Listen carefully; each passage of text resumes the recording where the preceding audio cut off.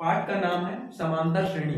समांतर, समानान अंतर, समान अंतर है ना, एक निश्चित मात्रा में दूरी, समान अंतर।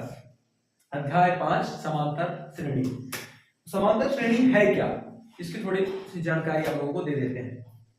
समांतर श्रेणी संख्याओं की एक ऐसी सूची है जिससे प्रत्येक पद पहले पद के अतिरिक्त अपने पद में एक निश्चित संख्या जोड़ने पर प्राप्त होता है, उसे क्या कहते हैं, समांतर श्रेणी कहते हैं।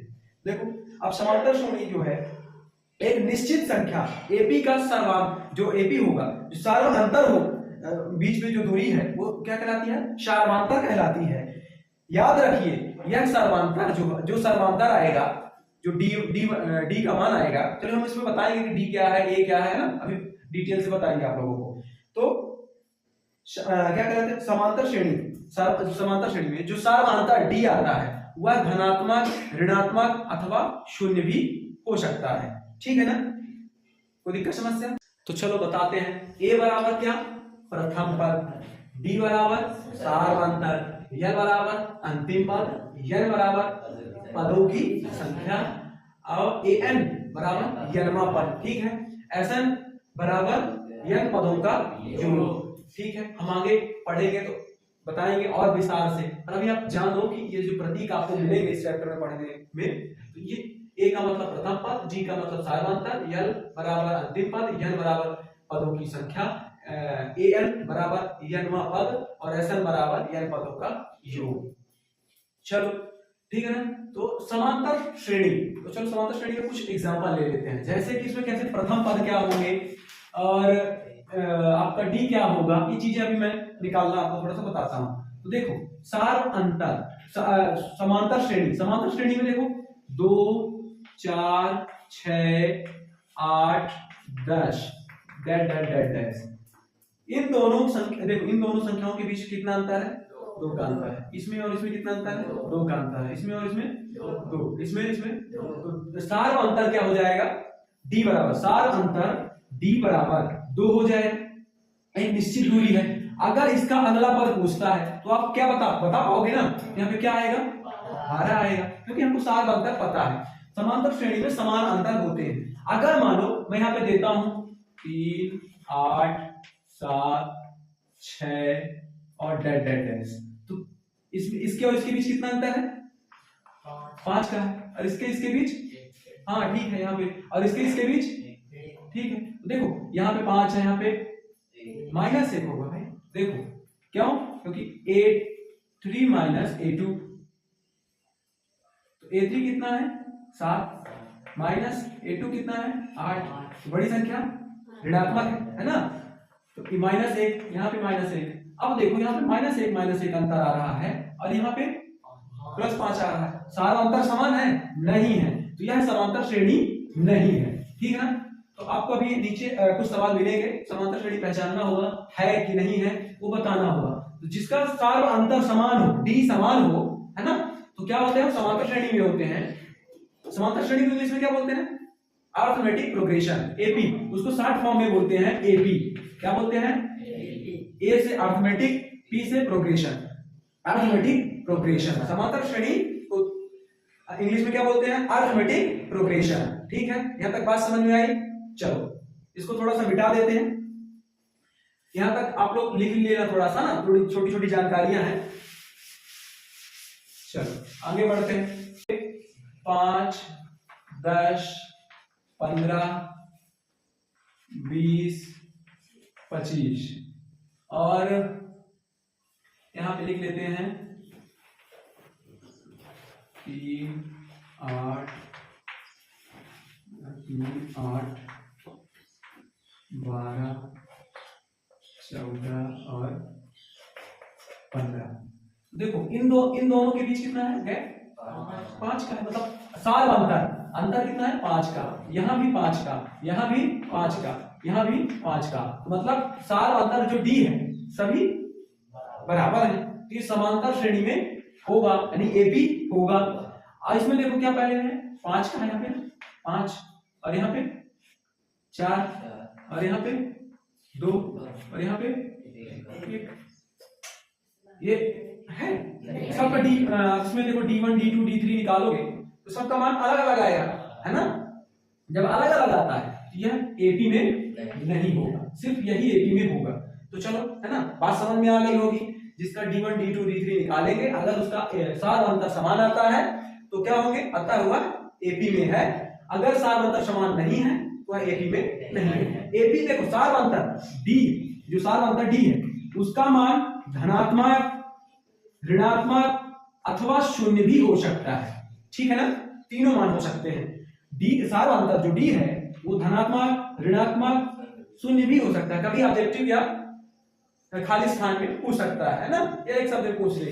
तो ध्यान में रखना सार अंतर जो है धनात्मक, ऋणात्मक अथवा शून्य हो सकता है, ठीक है।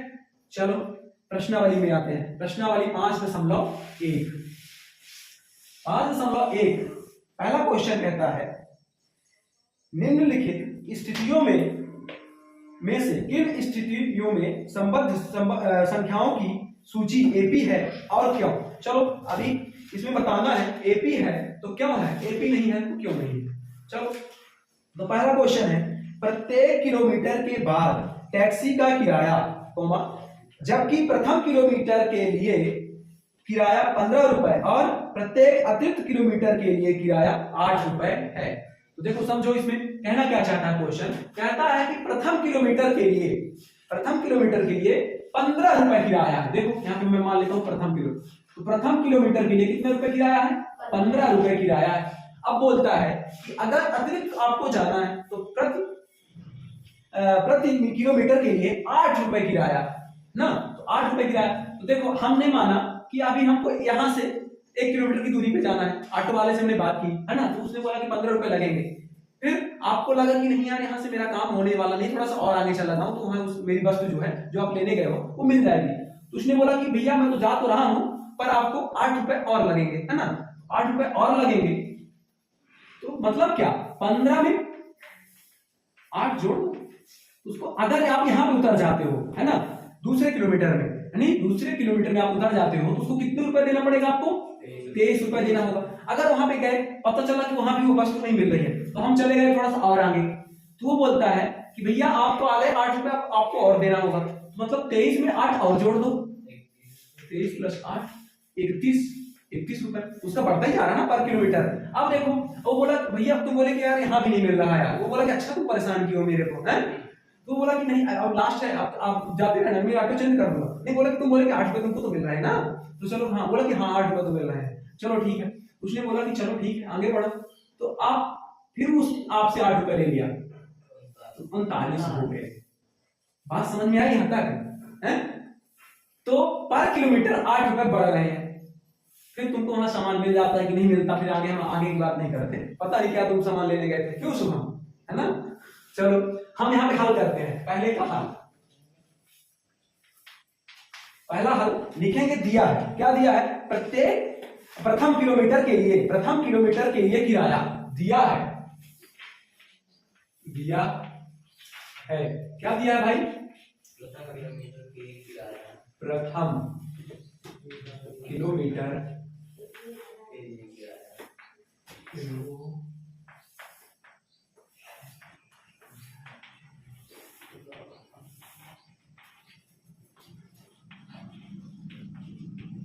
किराया बराबर कितना, A1, ठीक है, हम इस A1 मान लेना, है ना, बराबर 15 रुपए, ठीक।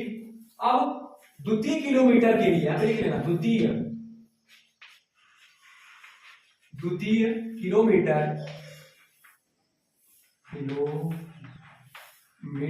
या फिर लिख लेना किलोमीटर के लिए किराया, ऊपर जो लिखा है ना A2 बराबर कितना, 15 धन 8। क्यों, नियत की जो आपका एक प्रथम किलोमीटर का था और दूसरे किलोमीटर में आप चले गए तो वो हो जाएगा, कितना हो जाएगा, 23 हो जाएगा। A2 बराबर 23, बात समझ में आई। फिर तृतीय किलोमीटर के लिए, तृतीय किलोमीटर के लिए किराया, ये आप लिखते रहना ना इबारत, A3 बराबर कितना, 23, क्योंकि आप 2 से अब आगे जा रहा है ना, तो 2 से आगे जा रहा है तो 23 धन 8, बराबर 31 रुपए। ठीक है, अब हम चलो एक और निकाल लेते हैं। चतुर्थ किलोमीटर के लिए किराया यहाँ पे लिख लेना, चौथे किलोमीटर के लिए, चौथे किलोमीटर के लिए, मीटर के लिए यहाँ पे आप लिखते रहना है पूरी बात। A4 बराबर है ना, आप यहाँ पे जो इबारत लिखी है इसको लिख लेना। A4 बराबर 31, क्योंकि 3 किलोमीटर तो चल ही चुके थे, प्लस 8 तो कितना हो जाएगा? A4 बराबर 39 रुपए। चलो अब इसको क्या चेक करना है, एपी में है कि नहीं है। एपी में नहीं है या नहीं है, इसके लिए क्या करेंगे? सारवांतर निकालेंगे। सारवांतर, चलो सारवांतर निकालते हैं। तो D1 बराबर क्या होता है? D1 बराबर A2 माइनस A1। ठीक है, A2 माइनस A1। तो D1 क्या दिया हुआ है? सॉरी D1 तो निकालना है भैया। हाँ, A2 क्या दिया हुआ है? A2 ये 23 दिया हुआ है। ठीक है, A2 बराबर 23 माइनस A1 कितना है? 15। तो D1 कितना आ गया? 8 आ गया ना, घटा लो यार, 23 में 15 घटा लो, 8 आएगा। ठीक है, अब चलो अब D2 निकालते हैं। D2 बराबर A3 माइनस A2। ठीक है ना, अगले पद में जिस जैसे D2 निकाल रहे हैं तो अगला पद A3 माइनस उसका A2 निकाल लेंगे। ठीक है, A2 मान रख के चलो इसको रखते हैं। D2 बराबर A3 कितना है भाई? 31 है। ठीक है, और A2 23। चलो घटा लो इसमें, तो D2 क्या आ गया? 8 आ गया। घटा लो 31 में 23। किसी को कोई दिक्कत समस्या नहीं। चलो अब D3 निकालते हैं। D3 बराबर A4 माइनस A3। किसी को कोई दिक्कत समस्या? चलो तो D3 बराबर A4 कितना है भाई? 39 है। फिर माइनस A3 कितना है? 31। बहुत अच्छा, तो D3 बराबर 8। देखो सभी का सारांतर समान आ रहा है ना, ये देखो लिख देंगे चूंकि सार अंतर समान है, चूंकि सार अंतर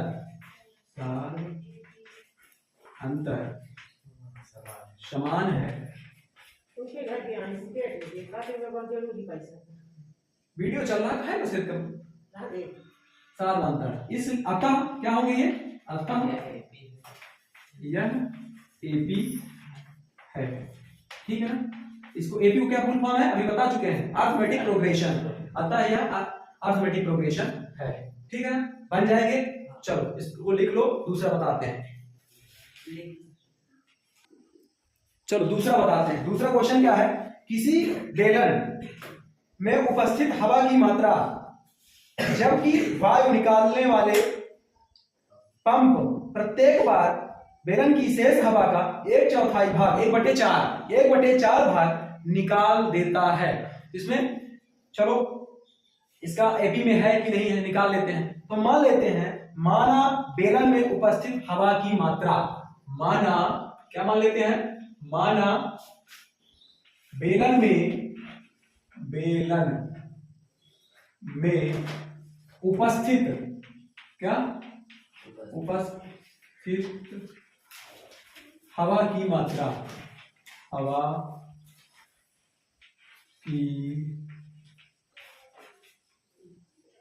मात्रा। ठीक है, क्या है?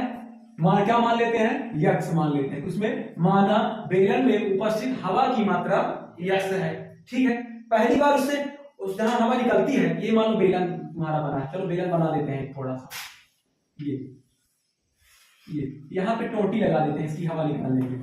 अब यहाँ पे जो छुच्छी है इसको ये वाला सिस्टम, यहाँ पे तो ये वाला, ये गोल गोल लगा दिए इसको, और यहाँ पे पंप है। देखो पहले इसमें एक्स हवा भरी थी, इसको खोल दिए। ठीक है, जब इसको खोलोगे तो 1/4 भाग हवा निकल जाती है कुल हवा का। तो लिखेंगे पहली बार वायु निकालने पर, पहली बार हवा निकालने पर। चलो बिल्कुल सही।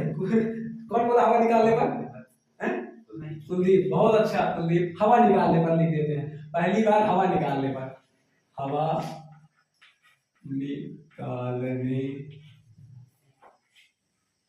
पर, पहली बार हवा निकालने पर क्या हो जाएगा, कुल हवा का 1/4 भाग। तो चलो कुल हवा ये है और उसका माइनस कुल हवा में 1/4 भाग घटा दो तो x/4। इसका एलसीएम ले लो, इसका कुछ नहीं है, यहाँ पे 1 आएगा, एलसीएम लोगे तो क्या आएगा 4, यहाँ पे 4x माइनस x, इसको घटा जोड़ लो तो 3x, इसको a1 नाम दे लो भाई, मात्रा a1, क्या है ये a1, ये a2 हो जाएगी यहाँ पे a2 बराबर, ठीक है ना। तो यहाँ इसको घटाए 4x में x घटा ले 3x आया और ये 4 आ गया, a2 क्या आ गया 3x/4, ठीक है। अब दूसरी बार हवा निकालने पर, दूसरी बार पहली हवा निकालने पर यार, पहली बार लिख लेना यहाँ पे, ठीक है ना, पहली बार हवा निकालने पर, फिर यहाँ पे दूसरी बार हवा निकालने पर, हवा निकालने पर, चलो निकालते हैं दूसरी बार।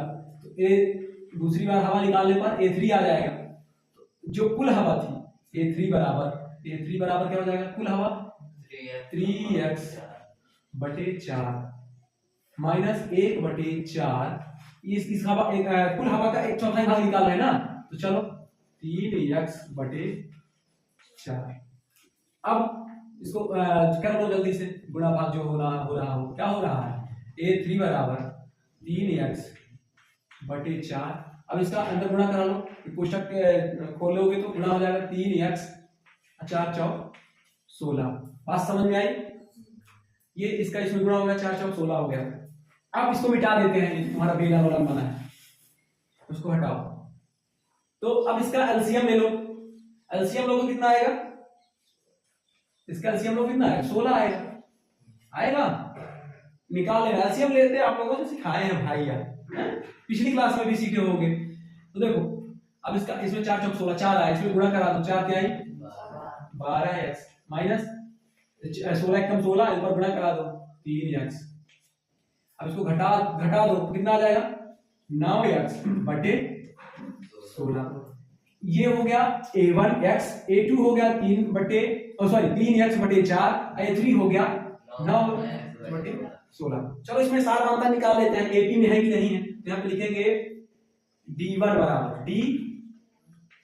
बराबर a2 minus a3 sorry a2 minus a1, d1 बराबर क्या होता है a2 माइनस a1, है ना। तो चलो d1 का मान निकालते हैं, तो d1 बराबर क्या हो जाएगा, यहाँ पे a2 कितना दिया है 3x/4 माइनस x, ठीक है।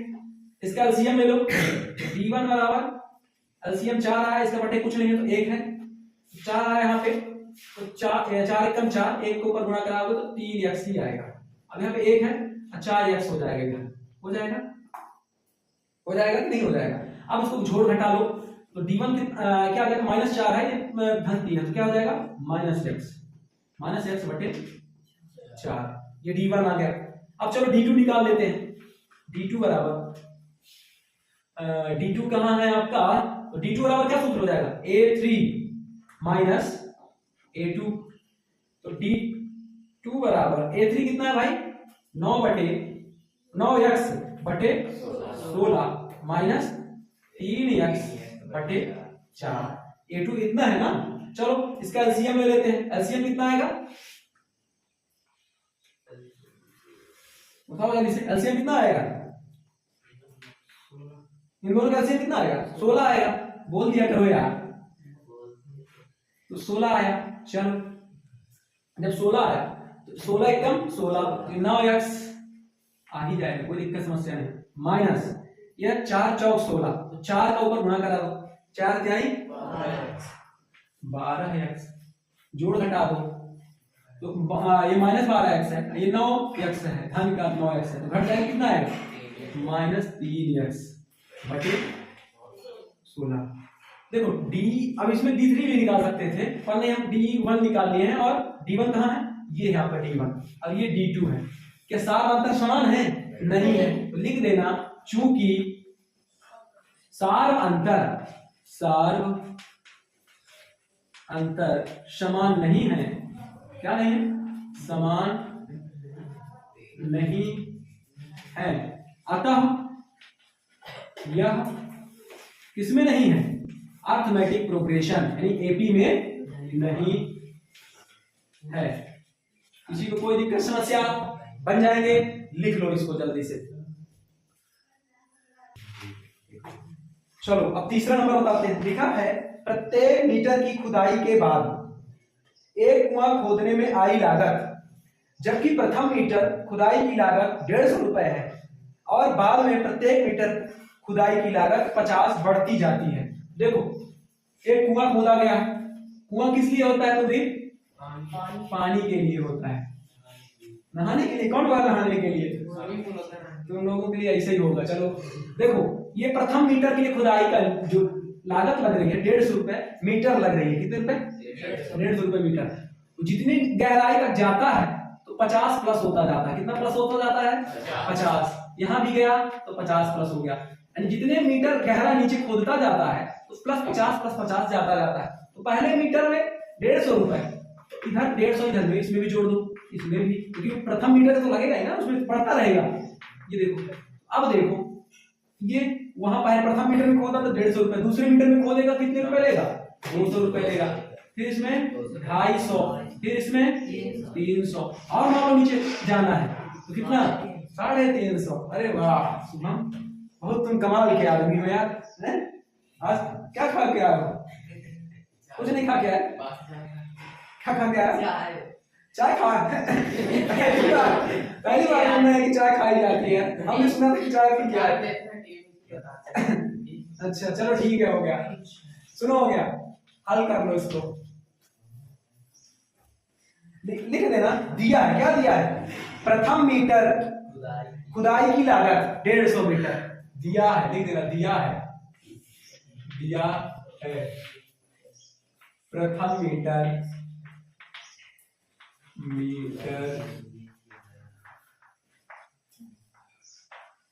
खुदाई, है ना, यही ना दिया है, प्रथम मीटर खुदाई की लागत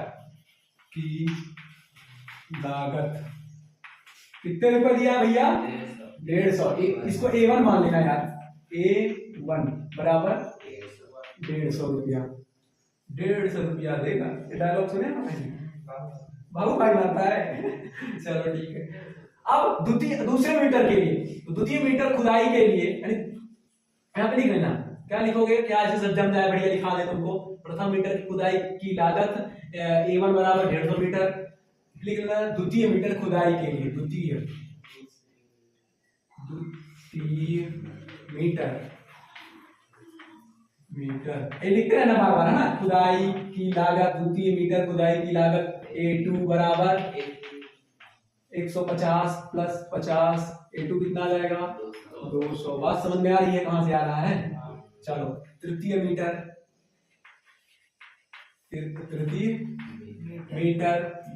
की खुदाई की लागत A3 बराबर 200 प्लस कितना, 50 ना, 50 मीटर बढ़ रहा भाई, तुम लोग बहुत खतरनाक आदमी नहीं हो, क्या गुंडा बनेगा तू, है 250। किसी को कोई दिक्कत समस्या, अब ऐसे लिख लेना चौथे मीटर की, क्या, चौथे मीटर की खुदाई, चौथे मीटर खुदाई की लागत A4 बराबर 250 धन 50 बराबर 300। चलो यहां तक बात समझ में आ गई ना। अब चलो इसमें यह AP है कि नहीं है, इसके लिए क्या निकाल लें, सार्वभौमता निकाल लें। सार्वभौमता समान आएगा तो AP है, सार्वभौमता समान नहीं आएगा तो AP नहीं है। तो चलो AP बराबर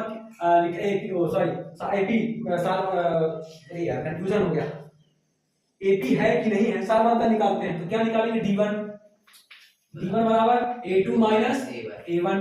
तो चलो D1 बराबर A2 कितना है, 200 है, 200 माइनस A1 कितना है, 150 घटा डालो भाई, कितना आएगा 50 आएगा। तो D1 50 आ गया। चलो D2 निकाल लेते हैं। तो D2 बराबर A3 माइनस A2। तो D2 बराबर A3 कितना है 250 माइनस 200, A2 200 है, ठीक है। तो D2 बराबर 50। D3 निकाल लेते हैं। चलो D3 बराबर A3 A4 माइनस A3।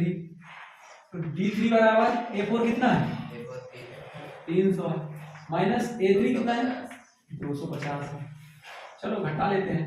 तो D3 बराबर 50। देखो D1 50, D2 50, D3 50, सार्वअंतर समान है ना। तो लिख देना चूंकि सार्वअंतर क्या है समान है, अतः यह क्या है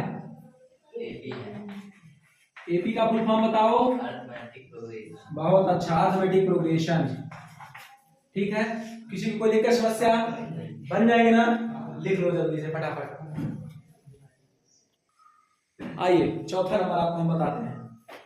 चौथा नंबर क्वेश्चन क्या है, खाते में, चुप रहो थोड़ा सा, तुम लोगों की बात ही नहीं खत्म होती जब देखो तो। खाते में प्रत्येक वर्ष का मिश्र धन जबकि 10,000 की राशि 8% वार्षिक की दर से चक्रवृद्धि ब्याज पर जमा की जाती है। किसमें जमा की जाती है, चक्रवृद्धि ब्याज पर जमा की जाती है।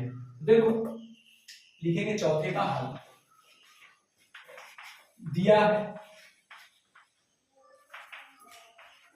क्या दिया है, A1 बराबर 10,000, कोई दिक्कत समस्या नहीं।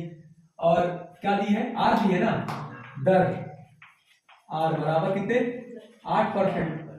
अब देखो यहां पे लिखो चक्रवृद्धि ब्याज है, यहां पे लिखो प्रथम वर्ष के लिए मिश्र धन, प्रथम वर्ष के लिए मिश्र धन, या लिख लो क्या लिखोगे, प्रथम वर्ष 1 वर्ष बाद मिश्र धन, 1 वर्ष बाद, यहाँ पे लिख लो 1 वर्ष बाद।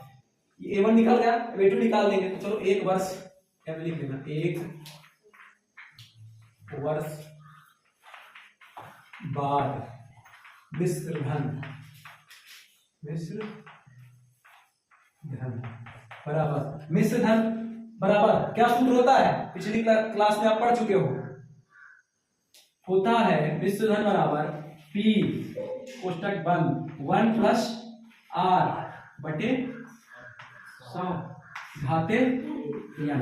n का मतलब समय, R का मतलब दर, ये P का मतलब मूलधन।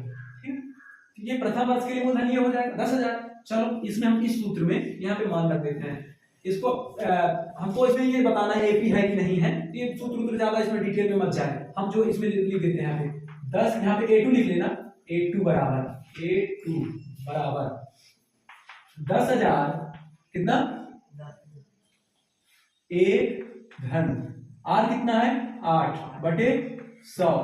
अब कितने वर्ष के लिए समय है, 1 वर्ष बाद है ना, समय n बराबर 1 यहाँ पे लिख लेना, क्या 1। अब इसको सॉल्व करें, जब इसको सॉल्व करेंगे तो क्या आएगा यहाँ पे देखो, तो यहाँ पे हो जाएगा इसका, इसमें देखो यहाँ पे लघुत्तम ले लो 100 आएगा, इसमें इसका गुणा करा दो 100 एकदम 100, फिर ये जोड़ दो 8, 108 हो जाएगा। तो यहाँ पे लिख लो 10,000 कोष्टक में 108, समझ में आया कहां से आया 108 बटे 100, किसी को समझ में आया 108 कहां से आया, इसका एलसीएम लो तो 100 आएगा, फिर इसमें गुणा करा दो 100 एकदम 100 हो जाएगा, इसमें 8 जोड़ दो 108 हो गया। एक घाते n है, एक बार लिखा जाएगा तो हो जाएगा ये 10,000 गुणे 108 बटे 100। ये जीरो से ये जीरो, ये जीरो से ये जीरो कट कर दो। अब इन दोनों का गुणा करा दो, 100 गुणे 108 कितना हो जाएगा, 100 गुणे 108 कितना होगा बताओ जल्दी से, 10,800 होगा। अरे भाई यार 108 लिख लो, फिर जितनी संख्या है गुणा कर लगा दो, उसके बाद दो जीरो है, 2 जीरो लगा दो, इतना नहीं बनता तुम लोगों से। ये क्या आ गया, A2 आ गया है ना, ये A2 यहाँ पे लिख लेना, A2 बराबर 10,800। अब A3 निकाल लेते हैं, तो 2 वर्ष बाद मिश्र धन, तो लिखेंगे 2 वर्ष बाद मिश्र धन बराबर कितना, जो पहले वर्ष का है वो मूलधन हो जाएगा इसके लिए, 2 वर्ष के लिए, तो ये हो जाएगा आपका 10,800, एक धन 8 जो है 8% है बटे 100। अब यहाँ पे यन जो यहाँ पे होगा समय, कितने वर्ष के लिए ले रहे हैं, 2 वर्ष, हम 2 रखेंगे। बात समझ में आई? ठीक है। अब इसका हम चलो जोड़ घटा लेते हैं, क्या होता है, गुना होता है ना। चलो इसका वही इसी तरह करोगे, एलसीएम लोगे फिर इसमें जोड़ दोगे तो कितना हो जाएगा, 108 बटे 100 घाते 2। अभी 2 बार लिखा जाएगा ना, 108 क्या है भाई, 10,800 गुणे 108 बटे 100 गुणे 108 बटे 100। ये 0 से 0 काट दो, ये 0 से ये 0 काट दो। अब तुम इसको लिख सकते हो 108 गुणे 108 बटे 100। आप लोग गुणा करा के A3 निकाल लेना। क्या निकाल लेना, A3 निकाल लेना। जब A3 निकाल आएगा तो क्या निकालोगे, सारवांतर निकालोगे। सारवांतर निकालोगे तो सारवांतर D1 बराबर क्या सूत्र होता है, A2 माइनस A1। A2 जो है, A2 ये है, A1 घटा देना, A1 ये है। फिर दूसरा निकालना A2 बराबर, सारवांतर समान नहीं आएंगे, असमान आएंगे, है ना। जब सारवांतर समान नहीं आएंगे तो क्या होगा, चूंकि सारवांतर समान नहीं है अतः यह एपी नहीं है, अरिथमेटिक प्रोग्रेशन नहीं है। इसको आप लोग आगे कर लो, हमको हर क्वेश्चन पूरा बताने की जरूरत नहीं है, कुछ अपने से भी करो, है ना। इसके आगे कर डालो आप लोग।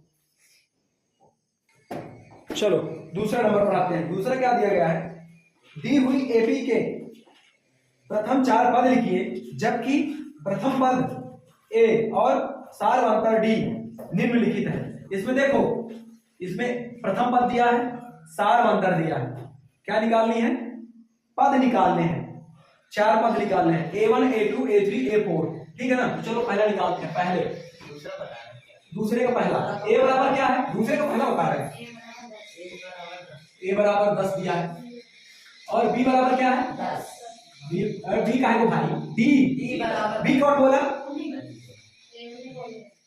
B बराबर 10, ठीक है। A बराबर 10 है और D बराबर, सारवांतर प्रथम पद A बराबर 10, सारवांतर D बराबर 10। इसके 4 क्या ज्ञात करने हैं, पद ज्ञात करने हैं।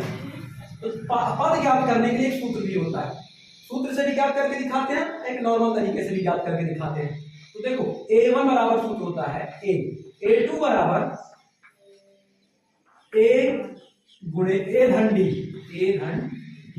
और A3 बराबर A धन 2D, A3 होगा ना, A4 बराबर A धन 3D, A5 मान लो A5 भी आ गया, A5 बराबर A धन 4D, फिर A6 भी आ गया, A6 बराबर A धन 5D। ऐसे आप पढ़ाते रहना, 5D फिर 6D 7D 8D 9D, है ना। आप जहां तक पूछे पढ़ाते रहना। ये सूत्र है, सुनो, पद ज्ञात करने की बहुत छोटा सा फॉर्मूला है ना। अरे भाई 45 को डी कर लो ना, लो 45 को 4D कर लो, बहुत अच्छा दिमाग चलने लगा है ना कि 4D होना चाहिए, 45 नहीं होना चाहिए। बहुत बढ़िया, बहुत बढ़िया, तरक्की कर रहे हो। चलो तो ऐसे भी पद ज्ञात कर सकते हैं। चलो इसका पद हम इसमें मान इंक्लूड कर देते हैं, ऐसे भी करेंगे और एक दूसरा वाला भी बताएंगे, देखना कैसे, ठीक है ना। पद ज्ञात करने के लिए तो चलो पहला पद ज्ञात करने के लिए इसमें A1 लिख लेते हैं। A1 बराबर A बराबर 10, फिर A2 बराबर A धन D बराबर क्या हो जाएगा 10 धन 10 बराबर 20, फिर A3 A धन 2D बराबर 10 धन 2 गुणे 10, 10 गुना 20 धन 30 धन बराबर भाई 30। 300 लिखा है, मेरा सर्दी जुकाम किया, दिमाग भी काम नहीं कर रहा, 30 को 300 लिखते हैं। अब देखो A4 बराबर A प्लस 3D बराबर A का मान 10 है, 2 धन 2 गुणे 3 गुणे भाई यहाँ 3 गुणे 10 बराबर 10 क्या है 30, 10 40। ठीक है, कोई दिक्कत समस्या? हमने इसके 4 पद ज्ञात कर लिए, A1 A2 A3 A4। ठीक है, 4 पद ज्ञात करना। और इसकी एक दूसरी विधि क्या है, मतलब कैसे निकाल देते हैं। ये मान आपको सूत्र नहीं ध्यान रहता पेपर में, जल्दी जल्दी में प्रेशर रहता है, कुछ रहता है, ये नहीं याद है मान लो, तो एक और है ना, अथवा तो एक और कैसे है, A1 बराबर A बराबर 10 तो लिख ही दोगे, ठीक है ना। फिर A2 बराबर पहला पद जो दिया गया है उसमें D जोड़ दो, A1 धन D। A1 क्या है 10 धन D क्या है 10, 20 आ गया। अब A3 देख लो, A3 उसका A3 का ठीक पहला कौन आएगा, A2 आएगा, A2 में D जोड़ दो, A2 धन D। A2 कितना है 20 धन 10 बराबर 30। अब A4 का ठीक पहले क्या है उसको जोड़ दो, A3 है, A3 धन D। A3 कितना आया 30 धन 10 बराबर 40। हम तो यही कहेंगे सूत्र से करो तो ज्यादा अच्छा है, इससे करो, है ना। यानी ये इसका A1 बराबर A धन ये हो जाएगा, A2 बराबर A धन D, A3 बराबर A धन 2D, A4 बराबर A धन 3D। अगर इस तरह भी कर पाओ तो ठीक है, इसमें भी करो तो ठीक है, ये भी करो तो ठीक है। देखो A1 10, A2 20, A3 30 और A4 40। बात समझ में आई, कर लोगे ना। तो चलो हम इसी में से आप लोगों को सॉल्व करा देते हैं। इस ऐसे आप लोग ऐसे करके प्रयास कर लेना, है ना, प्रैक्टिस कर लेना घर से, है ना। आपको अभी हम इसी फार्मूले में रख के जो ठीक पहले बार से A3 निकालना तो उसके A2 का पहले जोड़ देते हैं, फिर उसमें D जोड़ देते हैं ना, सारा अंतर D है। चलो बन जाएंगे सभी से, है ना। तो आप लोग इस तरह घर से करके लाना, मैं इस तरह इस विधि से बताता हूँ, ठीक है ना। है दोनों सेम है भाई, इससे आंसर सेम आएंगे, आप प्रयास कर लेना। चलो दूसरा क्या है भाई बोलो, किसको जब भाई आने लगी, A बराबर -2, A बराबर -2, B बराबर 0। चलो यानी प्रथम पद -2 दिया है, सार अंतर D बराबर 0। चलो इसमें पहला पद A1 A2 A3 A4 निकालना है। A1 बराबर A बराबर -2 और इसके सूत्र से निकाल दें, सूत्र से निकाल देते हैं। चलो उसका तो A2 बराबर क्या होता है A plus D, A plus D, A कितना है -2 प्लस 0 बराबर -2, ठीक है। फिर A3 बराबर A प्लस 2D होता है बराबर -2 प्लस 2 मल्टीप्लाई 0। अब इससे गुणा कराओ तो 0 ही हो जाएगा, है। अब इसमें ये हो जाएगा -2 A प्लस 3D, A4 के लिए A प्लस 3D, तो -2 प्लस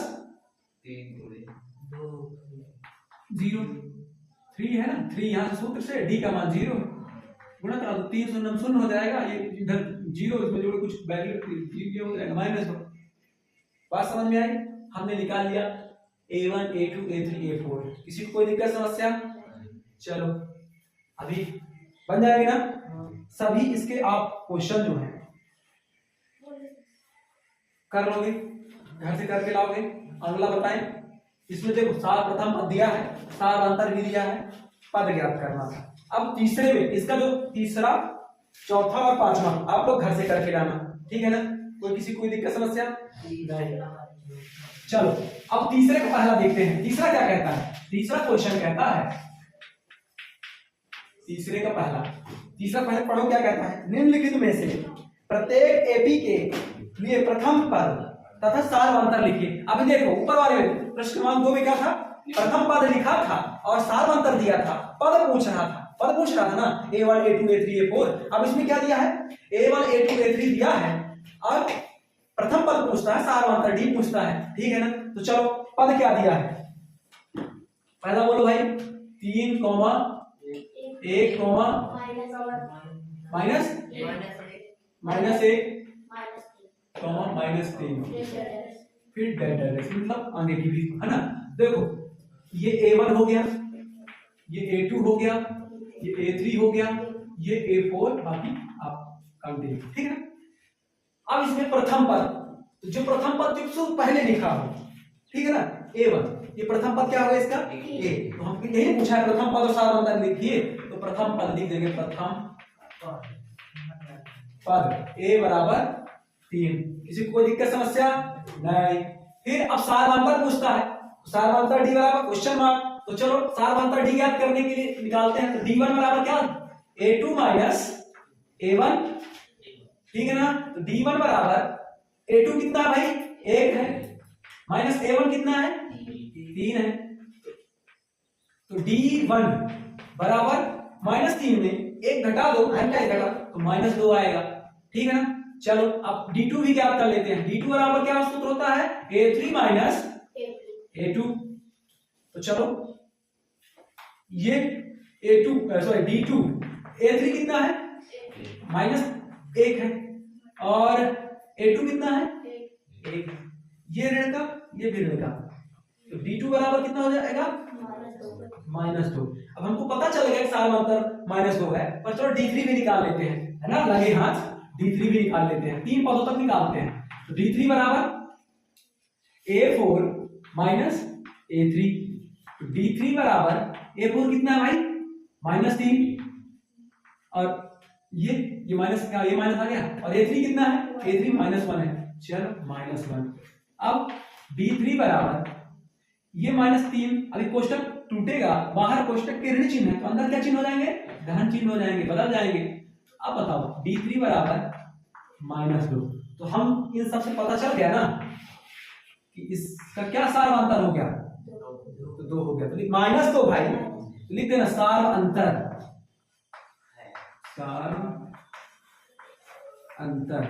D बराबर -2। हमको यही काम करने के लिए बोल रहा था ना, सारवांतर और प्रथम पद, ठीक है ना। कोई दिक्कत समस्या कर लोगे। चलो एक और बता देते हैं, बाकी आप लोग होशियार हो, घर से करके लाना है, काफी समझदार व्यक्ति हो आपको, है ना।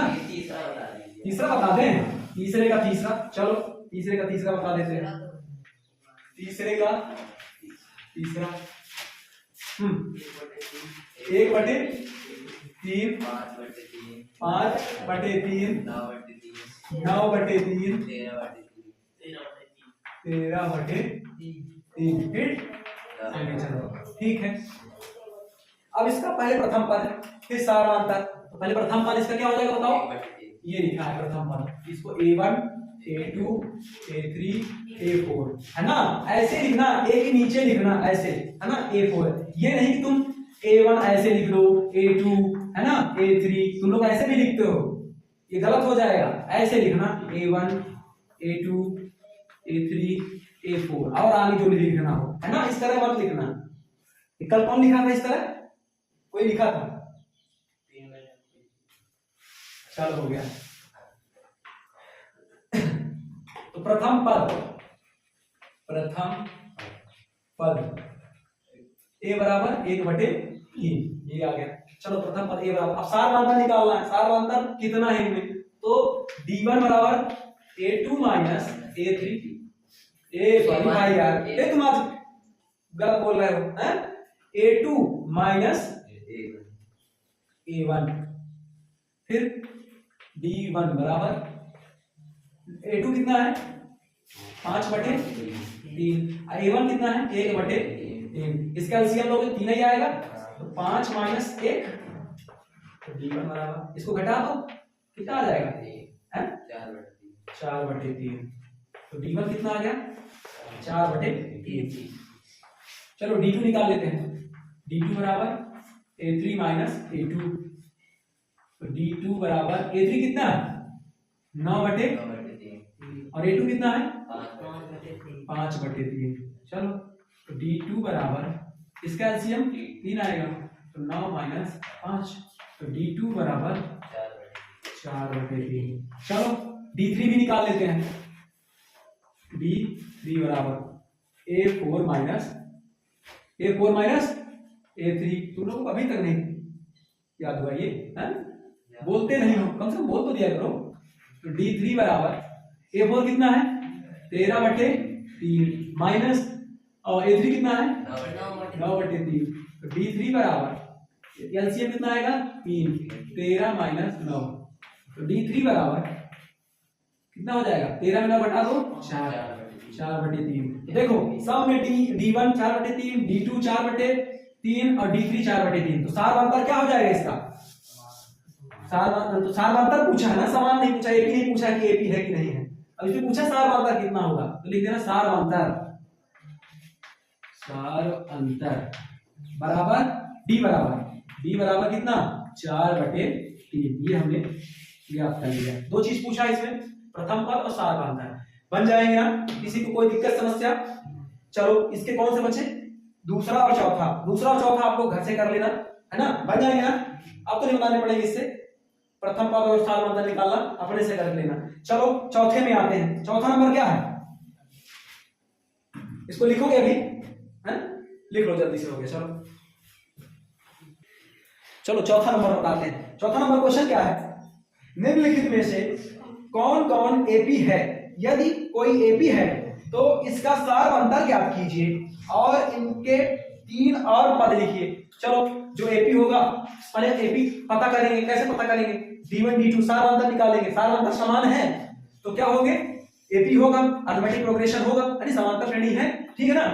अगर क्या सार अंतर समान नहीं आ रहे हैं, D1 D2 D3 अगर समान निकालते हैं समान नहीं आ रहे हैं तो बोल देंगे कि सार अंतर समान नहीं है, अतः यह एपी नहीं है। चलो पहला सॉल्व करते हैं। पहला क्वेश्चन क्या है, पहला चौथे का पहला 2 4 8 16। चलो पहले इसको पता करेंगे एपी है कि नहीं है, तो सार अंतर निकालेंगे। तो सार अंतर निकालने के इसको A1 दे लो, इसको A2 A3 A4, फिर आगे का जो भी होगा ना, अभी आगे दिया है A4 तक दिया है, तो यहां से निकालें।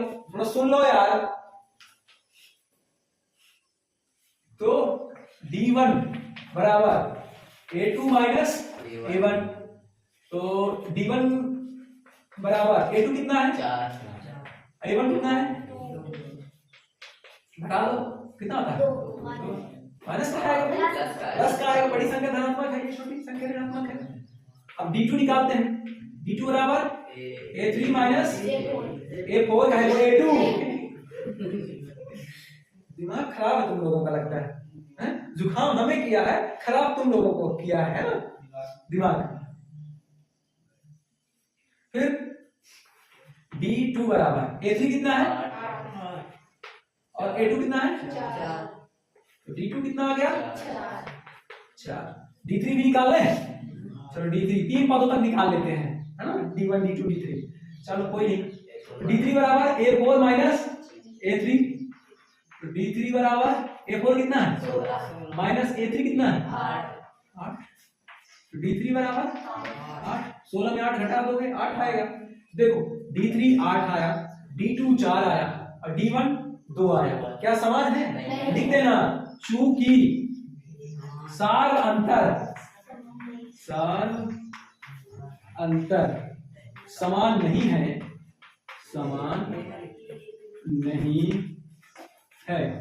अतः यह एपी नहीं है। कोई दिक्कत समस्या? बन जाएंगे, है ना, कर लो। अगर मान लो एपी होता, समान आते हैं, मान लो सभी में D1 का मान 8 आ जाता और D1 का मान 8 आ जाता, D2 का मान भी 8 आ जाता, D3 तो 8 था ही, तो समान हो जाते। तो लिख देते सार अंतर समान है, अतः यह एपी में है। फिर उसका पद निकाल देते हैं अगला, जिसे यहाँ तक 4 तक था ना, तो G4 A5 A6 A7 तीन अगले पद हो जाते हैं। चलो इसके 3-4 क्वेश्चन बता देते हैं। बाकी कितने क्वेश्चन 15 है ना, अपने से करके डालना। 5 मैं बताता हूँ, 10 अपने से कर लेना। नहीं बनेंगे तो बता देंगे, तो बन जाना चाहिए। है ही इसमें क्या यार, मिटा दे इसको, चलो पूरा मिटा देते हैं। चलो अब कौन सा पूछ रहे थे कपिल? कोई मैं ही बोला, दूसरा हम बता रहे। दूसरा हम एक बता देते हैं, चलो एक एपी जिसमें आ जाए, बाकी आप लोग करते रहना एपी। तो दूसरा क्वेश्चन क्या है? 2, 5/3 2 5/2 कोमा 3 हाँ 7/2। चलो फिर आगे ये हो गया A1 A2 A3 A4। आगे चलो अब इसके पहले हम क्या निकाल लें? सारवांतर। देखते हैं सारवांतर समान आता है, एपी में होगा, एपी होगा तो आगे के पद निकालेंगे, नहीं होगा तो नहीं निकालेंगे, बात खत्म। तो चलो D1 निकाल लेते हैं। D1 बराबर A2 माइनस A1। D1 बराबर A2 कितना है? 5/2 माइनस 2। D1 बराबर इसका एलसीएम लोगे, इसका बटे कुछ नहीं है, इसका 2 आएगा एलसीएम दोनों का। तो इस 5 माइनस ये 2 दूनी 4 हो जाएगा ना, 1 के 2 इसका गुणा करा दो, 2 दूनी 4। तो D1 बराबर 1/2। D1 आ गया। चलो D2 ज्ञात कर लेते हैं। D2 बराबर क्या है? A3 minus A2। तो D2 बराबर A3 कितना है? 3 माइनस 5/2। ठीक है। तो D2 बराबर इसका एलसीएम लेंगे, 2 आएगा, इसका बटा कुछ नहीं है, 1 मानेंगे तो 3 दूनी 6 5। तो क्या आ जाएगा? D2 बराबर 1/2। चलो अभी सेम तो आ रहे हैं, एक और निकाल लेते हैं। क्या निकाल लें? D3 निकाल लें। D3 बराबर A3। ठीक है चलो, तो D3 बराबर A4 कितना है? 7/2। A3 कितना है? 3 है। चलो A3 बराबर इसका एलसीएम लेंगे, 2, इसका बटे कुछ नहीं, 1 है, तो ये 7 पे आ जाएगा, माइनस 3 दूनी 6। तो D3 बराबर 1/2। देखो D3 D2 और D1 समान है ना, तो लिख देना सार्व अंतर। चूंकि सार्व अंतर समान है, क्या है? सार्व अंतर समान है, समान है, अतः यह किसमें होगा? अतः यह एपी में होगा। एपी में होगा या एपी है? देखो एपी है, अतः यह एपी है। कोई दिक्कत समस्या किसी को?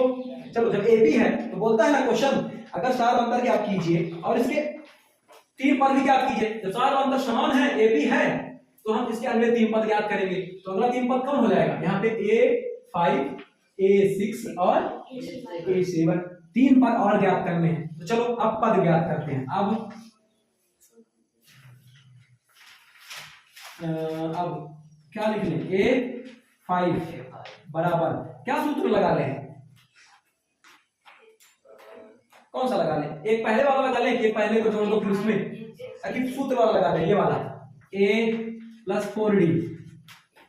अब इसमें भी रख के लगा लेना, मैं इसको अभी लगा के रख देता हूं। ठीक पहले वाला पद क्या है? A5 पर ठीक पहला पद कौन सा होगा? A4 होगा, धन सार्वंतर D। ठीक है। A5 बराबर A4 कितना है? 7/2। सार्वंतर कितना है? 1/2। देखो सार्वंतर 1/2 आ गया। ठीक है। तो अब इसको एलसीएम लोगे, तो A5 बराबर 2, एलसीएम आ गया 7 धन 1। A5 कितना आ जाएगा?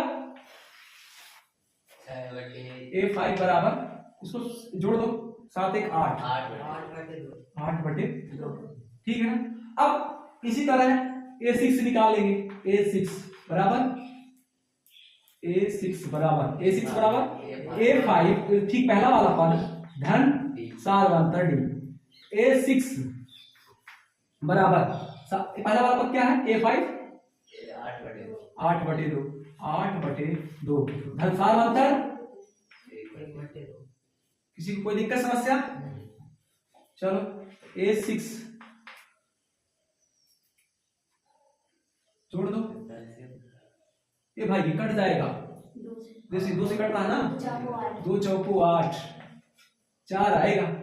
हाँ काटे नहीं यार, बताओ तुम। तो यहाँ पे A5 बराबर क्या हो जाएगा? A5 बराबर 4 हो जाएगा। बात समझ में आई? 2 से कट रहा था, ध्यान नहीं दिए, बताओ है? अब देखो A5 कितना आ गया है? 4।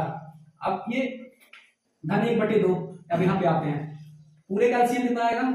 2 आएगा। ये 2 आ गया तो इसका बटे 1 मान लेंगे, तो 2 4 दूनी धन 1। A6 कितना? 9/2। अब A7 भी ज्ञात कर लेंगे। A7 बराबर उसके ठीक पहले का A6 धन D, सार अंतर D। तो A7 बराबर 9/2 धन सार अंतर कितना है? 1/2। A7 बराबर एलसीएम कितना आएगा?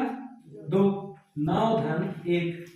ठीक, जोड़ दो। A7 बराबर 10/2 कट जाएगा, 2 पंचे 10, 10। तो A7 बराबर 5 बन जाएंगे ना। हम अगले 3 पद भी ज्ञात कर लिए। ठीक है, इसी तरह आप लोगों को करना है। इसको लिख लो, एक और बता देते हैं, बाकी अपने से घर से करके लाना। चलो, आप लोगों की छुट्टी का भी टाइम हो गया है, जल्दी से एक और बता देते हैं, बाकी जो शेष बचे हैं कल बता देंगे। ठीक है ना? तो चौथे कौन सा बता दे? कोई एक बोलो भाई। कपिल कितना बता दे? चौथा नंबर बता देते हैं। चलो, चौथा नंबर क्या है? 0.2 चौथा नंबर है क्या?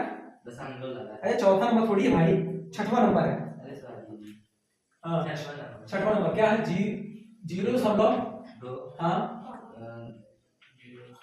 22 कॉमा 0.222 कॉमा 0.222। ठीक है, एक और है, देखो 0.222।